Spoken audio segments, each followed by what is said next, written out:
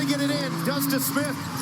Jabari for three and the win. Yeah! He got it! You're here to Fuel Rockets News, Rockets Fuel podcast presented by the Believe Network and sponsored by Bet Online. Of course, I am your host, Lashard Binkley. You can always find my written work over at Twitter X at Binkley Hoops. And of course, you can always find me on the internet at Rockets on SI. All my written work is over there, which is part of Sports Illustrated. And on today's show, of course, we're talking about a little bit about the Rockets' big win over the Memphis Grizzlies, the 119-115 victory, where the Rockets and Memphis kind of went back and forth to decide who was going to give the game away.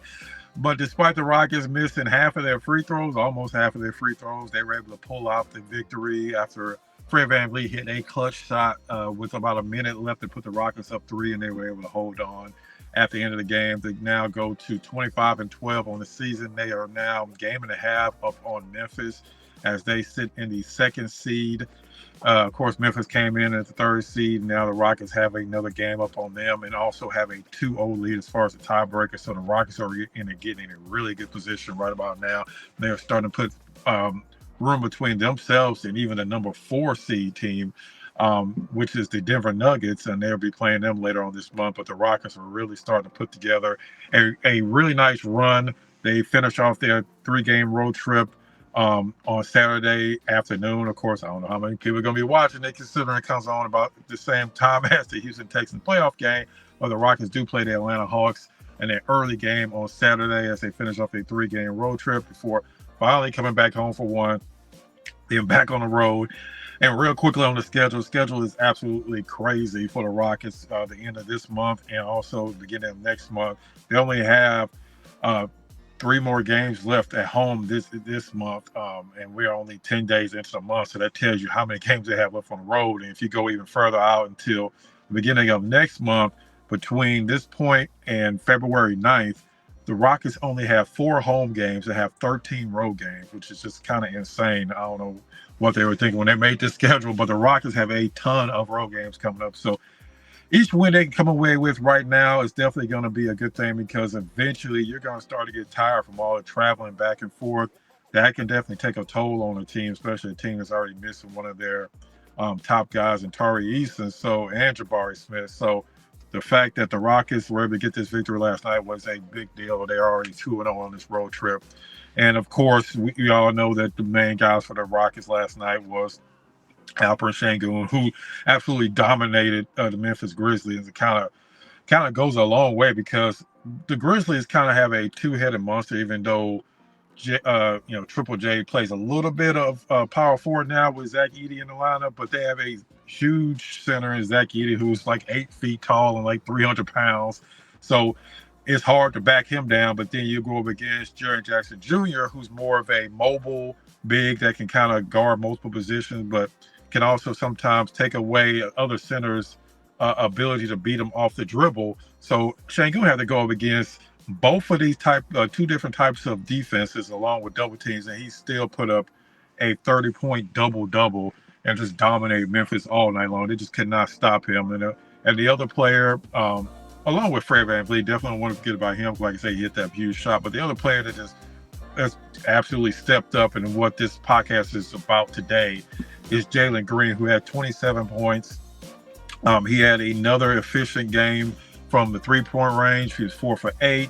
He's 10 for 21 from the field. And this is kind of the continuation of how he's been playing, not just last several games, but really since the end of November. He has been one of the better, more efficient players on the entire Rockets team. And that's saying something, considering that he had a strong start to the season, then had a few weeks where he was really struggling. And he also was dealing with an injury that he didn't really talk a lot about, that a lot of people may not even know about. He's actually still kind of dealing with that injury now, but he's like I said, he has definitely come a long way from his struggles that he saw after his first couple of weeks, where he had several strong games to start this year. He is definitely starting to run out of shape, and this is actually really the first time I can remember where it's a long stretch where both him and Alperen are both playing at elite levels at the exact same time. And that's kind of what I wanted to talk about today, was really about Jalen Green and how he's changing the narrative this season. Because just to go back a little bit, we all know with Jalen Green, when he came into the NBA, and was drafted along with Alperen Sengun. He was the heir apparent to James Harden, who, of course, decided he didn't want to be with the Rockets anymore, that the situation was crazy and couldn't be fixed. We all know that how that went down, and he was traded to the Brooklyn Nets. And Jalen Green was supposed to be the heir apparent, the guy to take over for James Harden. And it's kind of hard to do when you're coming into a team as bad as the Houston Rockets were in his first few seasons. Of course, when James Harden came to the Rockets, of course, they weren't an elite team, but they weren't bottom feeders like they were when Jalen Green joined the Rockets. We remember the whole Wild era with Christian Wood and John Wall and Victor Oladipo. We remember that, and then of course they got rid of them, and then they just went strictly extremely young, and they had the worst 3-year stretch in the Rockets franchise history as far as wins are concerned. And that takes a toll on anybody. It definitely takes a toll on a young player who only had 1 year with the G League Ignite, didn't have any time playing in college, and having to come over and try to be one of the leaders on a team is definitely difficult. And we saw that how it kind of played out those 3 seasons, and we saw it finally start to turn around last year when they finally decided, hey, we want to win more than we worried about player development. So that's when they start bringing in veterans. That's when they hire Ime Udoka, who's probably one of the most no-nonsense coaches in the NBA. And we saw things start to turn around last season when the Rockets went 41-41. But of course, the narrative around Jalen Green has been a couple of narratives, but really the main one was that he only kind of shows up at the end of the year when everything is kind of decided.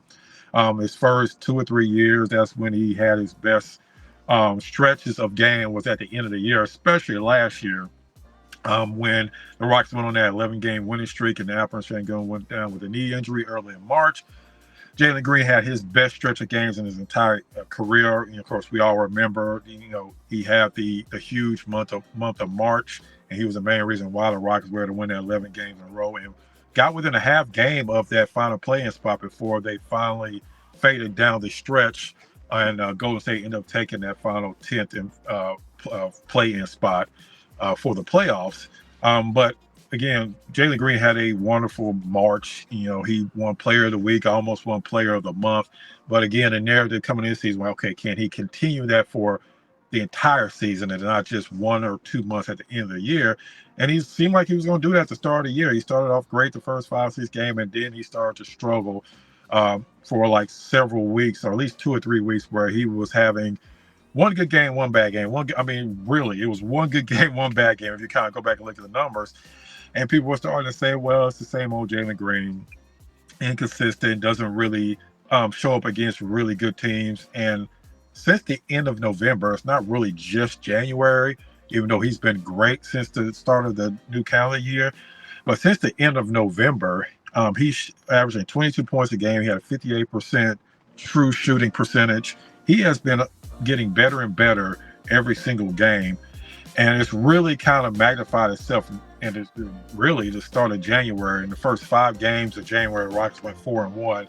Jalen Green is averaging 28 points a game. He's shooting over 41% from three-point range and 47% from the field, where from the field, definitely he has been struggling this year, especially scoring around the basket.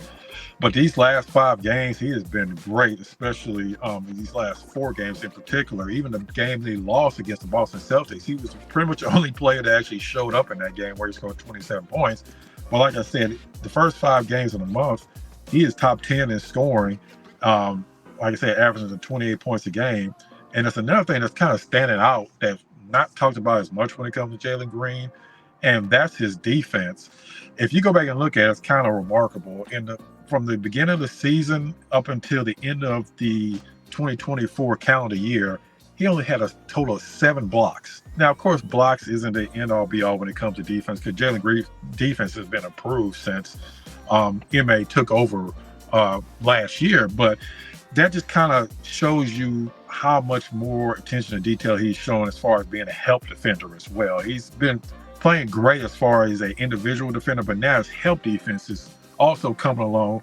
And in the last 4 games, he has 4 blocks. So he has almost as many blocks in the last 4 games as he had in the first, 2.5 months of the season. So that kind of just tells you how locked in Jalen Green has been, especially since the calendar turned over to 2025. And that's exactly what the Rockets are going to need. Like I said earlier, we've always had it where Sengun has been great, and then Jalen Green has been subpar, and then Jalen Green's been great, and then Sengun. It never really was a time where they both were playing at an elite level for a significant amount of games, and we're starting to see that now, that both guys are just, especially in that Washington game, both guys in that third quarter were pretty amazing. Jalen Green had his most points he scored in a quarter all year in that third quarter against Washington, and then again last night, both guys kind of took turns. When they continued to double and triple team Sengun, then Jalen took over, and then vice versa. When they started to try to trap Jalen, then Alperen Sengun took. And this is exactly what Rafael Stone and the Rockets envisioned when they drafted both players. And I know a lot of people were like, hey, they can't coexist, which is just ridiculous. Of course they can coexist. I mean, one's a shooting guard and one's a center. There's no reason, and especially since Sengun is one of the most unselfish players in the NBA. As much as people say that Jalen is a chucker and he just shoots too many shots, Jalen has definitely turned into a player that is not a ball stopper. He is definitely a willing passer. We even again saw it last night where he was 4 for 8 from 3-point range, which for him only 8 3-pointers is exactly where you kind of want him to be on most nights, because when he's driving to the basket, most people can't stop him getting to the basket. So there's no reason why Jalen and Alperen can't coexist on the team, especially, like I said, with Sengun being one of the best passing big men in the league. It's just really comes down to a matter of them hitting the shots when they have them, especially with teams double and triple teaming Alperen Sengun. And now Jalen is playing more under control. He's not forcing up shots, even though he had 3 turnovers last night. Up until that point, the last several games, he only had maybe a total of 4 or 5 turnovers in like a 5 or 6 game period. So even though two of those turnovers came late in the game, of course you don't want to see, but it was him trying to make plays, and Memphis just made some good defensive plays. We have to get their hand on the ball, but just overall, Jalen has done a better job, especially in the last 2 months, taking care of the basketball. To me, he's starting to change that narrative to where, hey, he doesn't do well against good teams. He had a great game against, like I said, even though he lost the game against Boston, he had a great game against them. He had, of course, a great game against the Lakers, and one of the main reasons why they won that game. Had another great game last night against the number 3 seed in the Memphis Grizzlies. So he is starting to change that narrative that he's not consistent, that he doesn't show up against the better teams in the NBA.